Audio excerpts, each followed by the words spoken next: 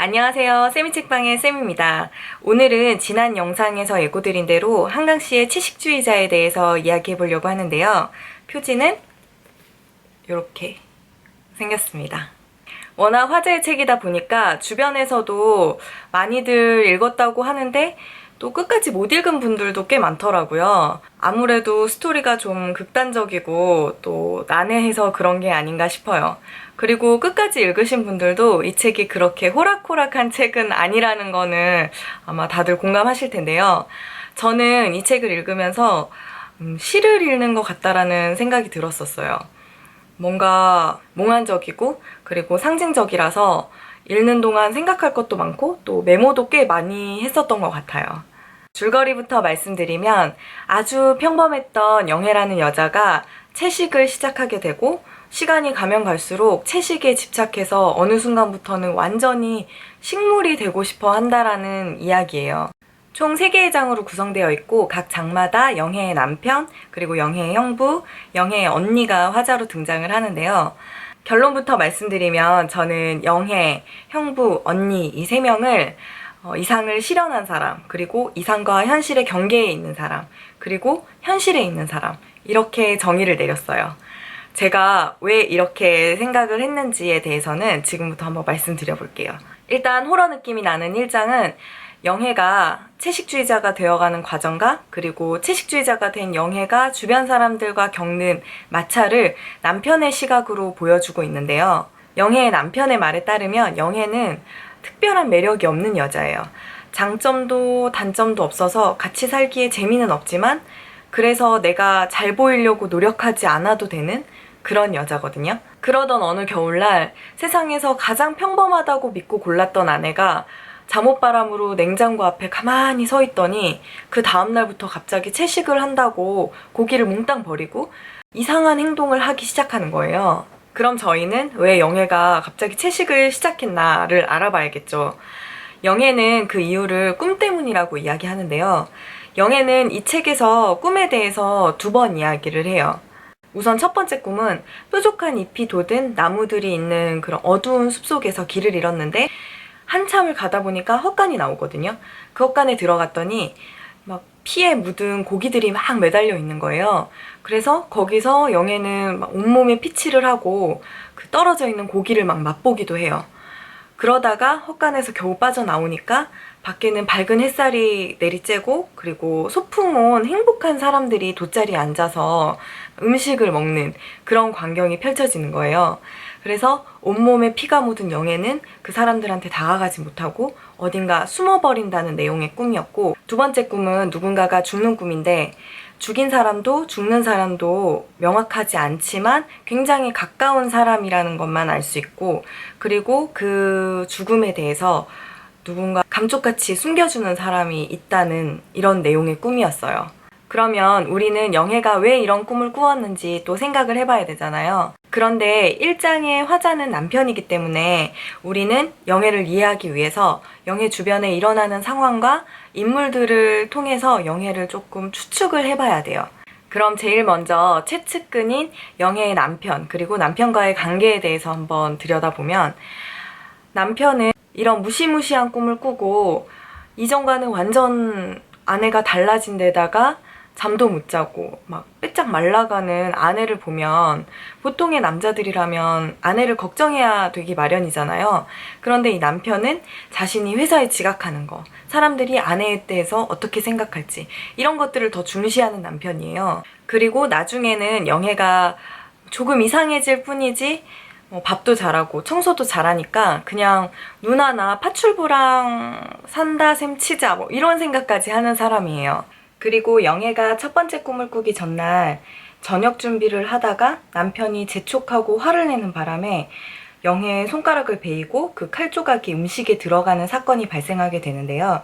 이때 영애의 독백을 통해서 남편이 평소에 화를 잘 내고 성질이 굉장히 급한 사람이라는 걸 알 수 있어요. 그리고 영애의 또 다른 측근인 가족들 역시 영애에게 굉장히 무심한 사람들이에요. 영애는 어릴 때 언니보다 손찌검을 많이 당하면서도 한 번도 큰 소리를 낸 적이 없는 자식이었고, 그리고 다른 자식들에 비해서 사랑을 덜 받았던 둘째 딸이었어요. 사위한테 딸이 채식을 한다는 이야기를 들었을 때도 영애 부모님은 딸보다 사위를 더 걱정하는 모습을 보였었고, 무엇보다 가족들이 다 모인 자리에서 채식을 하는 영애에게 탕수육을 강제로 먹이려고 했던 아버지의 행동은 평소에 영애를 어떻게 다루어 왔었는지를 가장 잘 보여주는 장면이었어요. 그럼 이런 배경을 알았으니까 이제 진짜 영애가 왜 그런 꿈을 꾸었었는지 조금 더 구체적으로 이야기를 해볼게요. 영애가 첫 번째 꿈을 꾸기 전날 칼에 손이 베이고 그리고 칼 조각이 남편 음식에서 나왔다고 말씀드렸었잖아요. 영애는 이때 놀라기보다 오히려 마음이 침착해졌다고 이야기를 해요.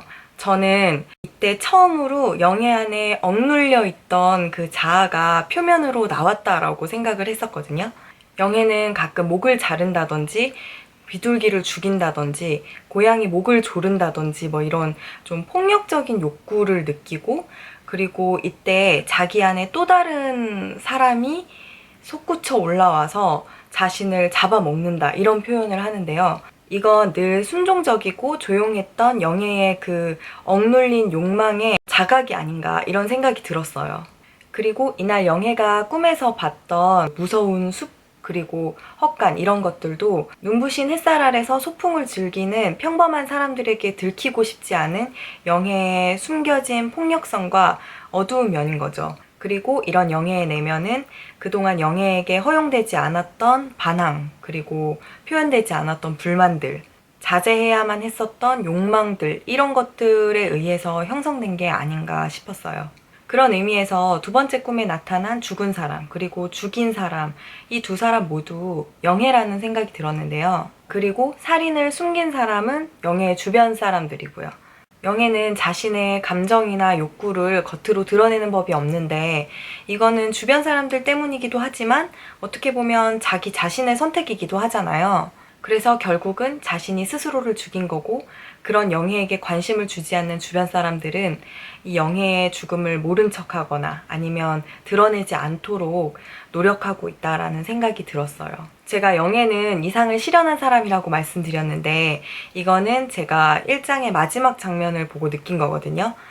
영애는 병원 벤치에 상의를 탈의한 채로 앉아서 자신이 물어뜯은 듯한 새를 손에서 떨어뜨리는데요. 제가 봤을 때 이 장면은 영애 안에 폭력적인 형태로 그 모습을 드러내던 영애의 욕구와, 그리고 남편이 흔히 보던 미소 짓는 그 현재의 영애가 하나가 된 순간이 아닌가 싶었어요. 그리고 이때부터 영애는 우리가 살고 있는 현실, 소풍 온 사람들의 세계가 아니라 욕망과 이상의 세계로 한 발을 내디딘 거라고 저는 생각했어요. 이 장 몽고반점은 굉장히 에로틱한 느낌이 드는 장이에요. 영애의 형부에 대한 이야기인데요. 형부는 비디오 아트를 하는 예술가인데 어느 날 영애의 몸에 몽고반점이 남아있다라는 이야기를 듣고 영애를 통해서 자신이 꿈꿔오던 예술을 실현시키고 싶다는 생각, 그리고 또 성적인 욕망을 느끼기 시작해요. 몽고반점이라는 게 어린 아이들에게만 있고 어른이 되면 퇴화돼서 없어지는 거잖아요. 그래서 형부가 느낄 때 이 몽고반점은 어른 세계에는 존재하지 않는 꿈과 이상 이런 거였고, 몽고반점을 가진 성인 여성인 그 영애는 자신의 이상의 실현을 충족시켜 줄 수 있는 그런 존재였던 거죠. 영애가 자해를 하고 정신을 잃고 병원에 누워있을 때 형부는 영애가 차라리 깨지 않았으면 좋겠다고 생각을 해요. 자신의 눈앞에서 삶을 포기하고 그리고 인생의 코너를 지나고 있는 이 사람이 다시 눈을 떠서 막연하고 지긋지긋한 현실로 돌아오지 않기를 바라는 마음에서였는데요. 이건 어쩌면 영애를 통해서 이상과 현실 사이에 있는 자기 자신을 받고 이미 그 선을 넘은 영애에게 자유를 주고 싶었기 때문이라고 생각했어요. 이 장에서 저는 형부의 이상이 처제인 영애에게 부여되었다는 것에서 일반 사람들의 시선에 현실을 버리고 이상의 세계로 넘어간다는 것이 얼마나 과격한 일인가를 보여준다라는 생각이 들었어요. 현실을 대변하는 아내와 이상을 대변하는 영애가 자매인 것도 마찬가지로 현실과 이상은 굉장히 맞닿아 있고 닮아 있지만 그 선을 넘는다는 것이 얼마나 많은 것들을 저버려야 하는가를 보여주기 위한 장치가 아닌가 싶더라고요. 형부는 새처럼 날아서 영애가 있는 그 이상의 영역으로 가고 싶어 했지만 결국 아내의 신고로 실패를 하게 되는데요.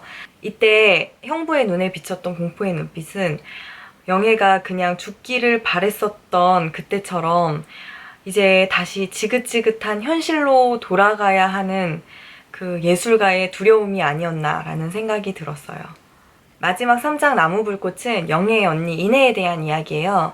이 장은 굉장히 서정적으로 적혀 있고 가장 읽기 쉬운 장이에요.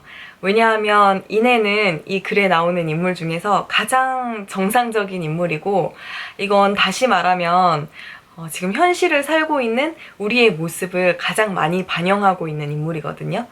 그렇다고 이내가 현실에 굉장히 만족을 하면서 살고 있는 건 아니에요.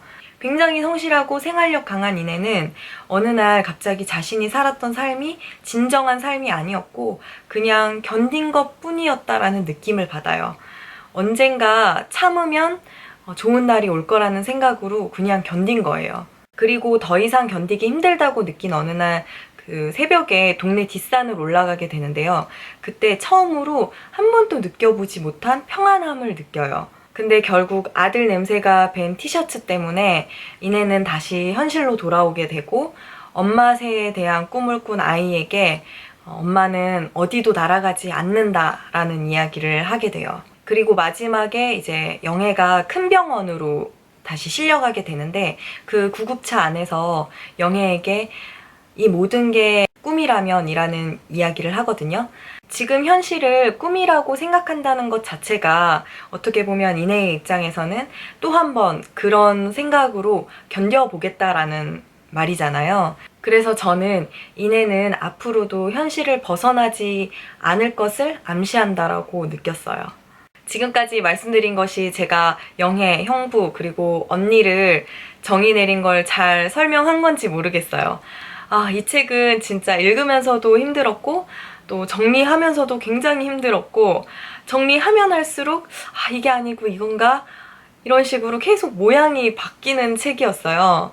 저는 일부러 책을 읽으면 그 마지막에 있는 해설 부분을 잘 읽지 않아요.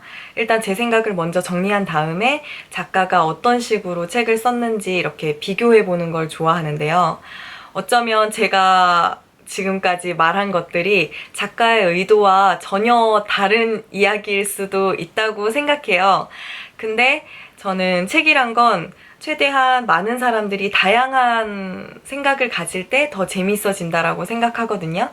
혹시 이 책을 전혀 다른 방향으로 읽으셨거나 아니면 또 이런 부분은 정말 공감 간다 하는 내용은 알려주시면 정말 감사할 것 같고요. 그럼 정말 어렵고 힘들었던 이 영상 끝까지 봐주셔서 너무 감사드리고, 조만간 또 재미있는 책으로 다시 인사드릴게요.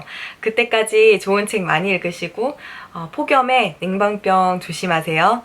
그럼 또 봬요. 안녕.